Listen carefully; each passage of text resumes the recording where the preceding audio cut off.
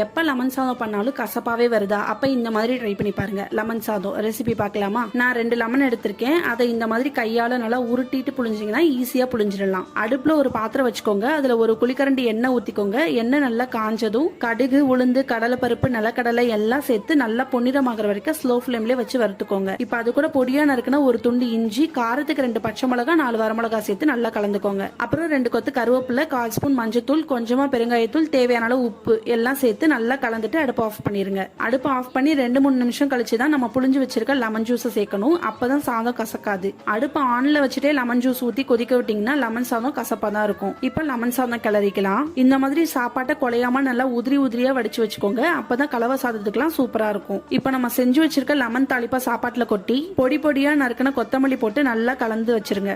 ஒரு மணி நேரம் நல்லா ஊறினதுக்கு அப்புறம் உருளைக்கிழங்கு வறுவலோட பரிமாறினீங்களா லெமனோட பிளேவர் ஃபுல்லா சாப்பாட்டுல இறங்கி கசப்பே இல்லாம லெமன் சாதம் செம்ம டேஸ்டா இருக்குங்க. கண்டிப்பா ட்ரை பண்ணி பாருங்க. அப்புறம் மறக்காம நம்ம பேஜை ஃபாலோ பண்ணிக்கோங்க. டாடா.